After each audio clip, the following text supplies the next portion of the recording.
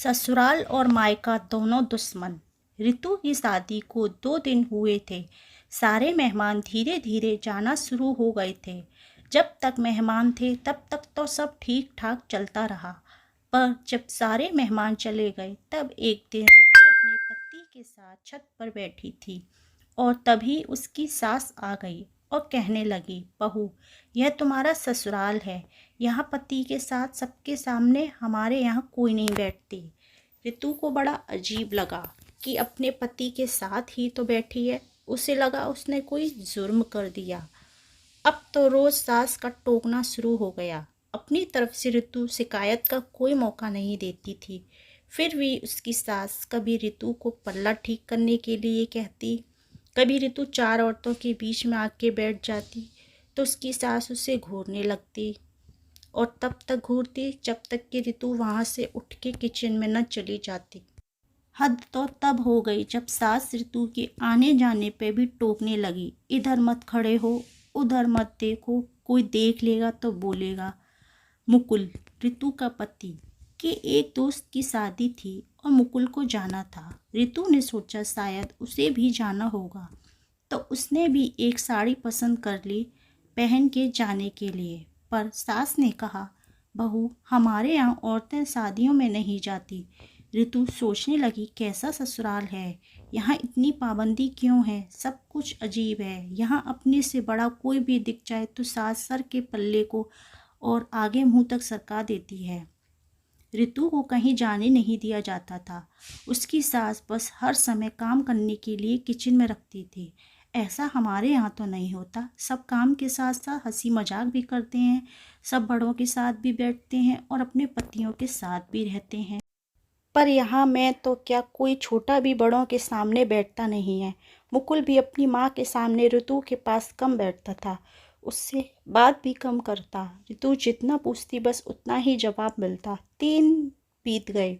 मुकुल को दूसरे शहर में जाना पड़ता था काम के सिलसिले में। कई बार तो मुकुल को आए हुए कई दिन हो जाते थे। ससुर थे नहीं और सास ने ही 5 बच्चों को पाला था। बाबूजी की जगह सास को काम मिल गया था, क्योंकि बाबूजी सारे बच्चे जब छोटे थे तब ही चल बसे थे। दोनों ननदों की शादी हो चुकी थी। बड़े भाई भाभी दूसरे शहर में नौकरी करते और रहते थे। छोटा देवर भी बाहर नौकरी करता था। मुकुल बिचले बेटे थे जो साथ रहते थे। रितु काम करके जब भी सुस्ताने बैठती तो उसकी साथ फिर से कोई काम कह देती। आने जाने वालों का भी मेला लगा रहता था। रितु को सब बहुत अजीब लगता था। अब मुकुल बिल्कुल भी नहीं आते थे और फ़ोन भी नहीं उठाते थे। घर वालों ने पता किया तो पता चला कोई और लड़की है जिसके साथ मुकुल ने पहले ही शादी कर रखी थी और एक बच्ची भी थी।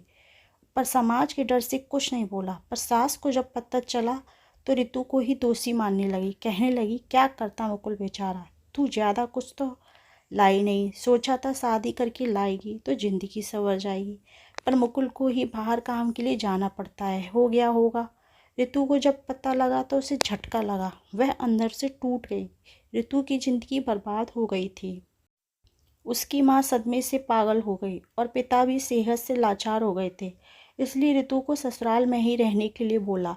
रितु सोच रही थी कि आज क्या मेरा मायके जाने पे भी रोक लग गई। वह मेरा घर नहीं था, क्योंकि रितु 12वीं कक्षा तक ही पढ़ी थी, इसलिए नौकरी भी नहीं कर सकती थी। रितु के पास कोई चारा ना था। वह ससुराल की सी काल कोठरी में कैद होकर रह गई। उसे कोई सहारा देने वाला नहीं था।